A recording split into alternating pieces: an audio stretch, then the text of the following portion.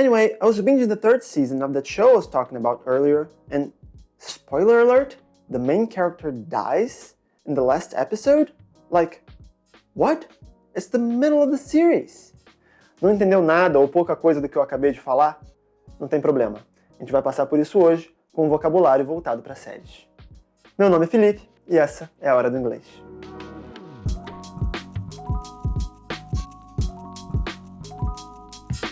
Eu tenho certeza que um monte de gente aqui vê série. Eu sei que eu vejo várias.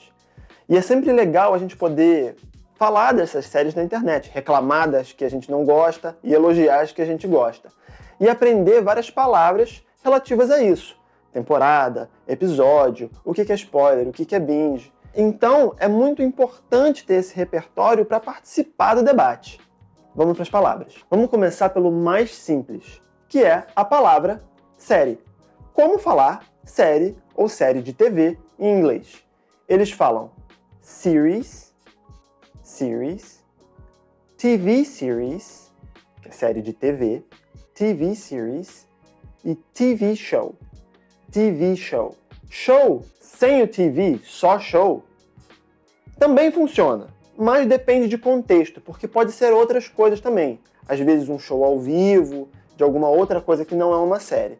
Então, para não ter confusão, se vai falar show, é sempre bom falar TV show para falar de alguma série de TV. E o streaming? A gente conhece o streaming por aquelas plataformas que a gente contrata para trazer as séries pra gente. Mas essa palavra, ela tem uma curiosidade interessante por trás. Streaming, na verdade, é uma palavra sobre a tecnologia que permite que essas séries cheguem até você.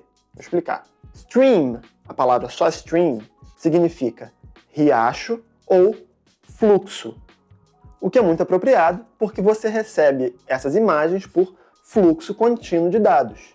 Você assiste enquanto baixa, em vez de ter que botar numa mídia ou alguma coisa como era antigamente. Esses serviços, então, como eles usam streaming como tecnologia, esse nome foi se popularizando cada vez mais até virar só streaming mesmo.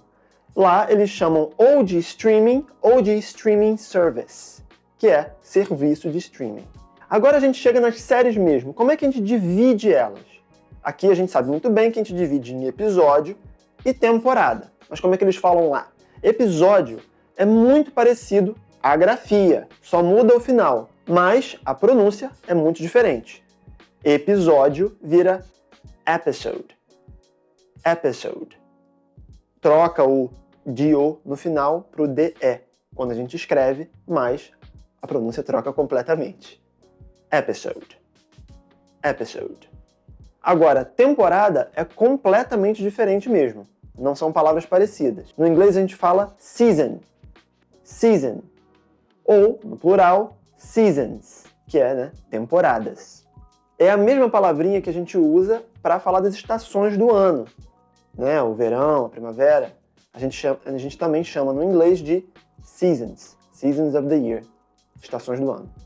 Uma coisa muito importante da gente comentar aqui é o código que as pessoas usam para falar de um certo episódio de uma temporada ou qualquer coisa desse tipo na internet. Eles usam o código S, de season, 03, por exemplo, para a terceira temporada, E02, para o segundo episódio. Aí fica S03, E02. Season 3, Episode 2. É muito comum a gente ver esse código no discurso de internet das pessoas. E agora, quando a série começa ou termina? Como é que fala? Para isso tem duas palavrinhas. Quando está começando a série ou a temporada, eles chamam de premiere, que é a estreia. Eles falam, por exemplo, Season 3 Premiere, a estreia da terceira temporada, de uma série qualquer. Agora, quando está terminando a temporada ou a série, a gente usa outra palavra que parece às vezes que nem em inglês, mas é finale. Finale.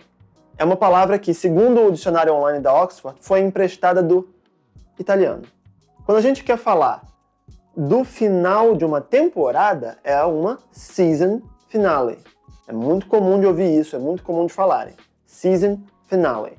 Quando a gente está falando do final da série, ou seja, o último episódio da série, é series finale. Series finale. Então, repetindo. Premiere, finale, season finale para temporada, series finale para série. And by the way, did you watch Succession series finale? Great stuff. Spoiler alert! Essa já caiu no gosto do brasileiro. A gente escuta todo mundo falando. Só que aqui a gente fala spoiler. O que tá tudo bem, é assim que a gente fala mesmo.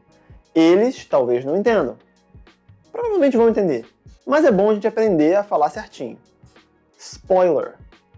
Spoiler. A palavra spoiler vem do verbo to spoil, que significa estragar.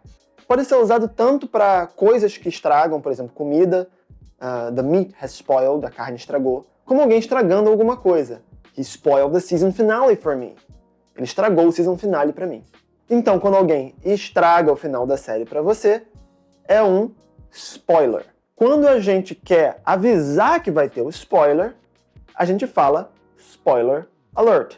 É muito usado na internet para avisar que um certo texto vai ter um spoiler para a pessoa não ler, pular, clicar fora do vídeo, qualquer coisa parecida. Ou quando você fala para alguém, para a pessoa poder falar assim, não fala que eu não vi ainda.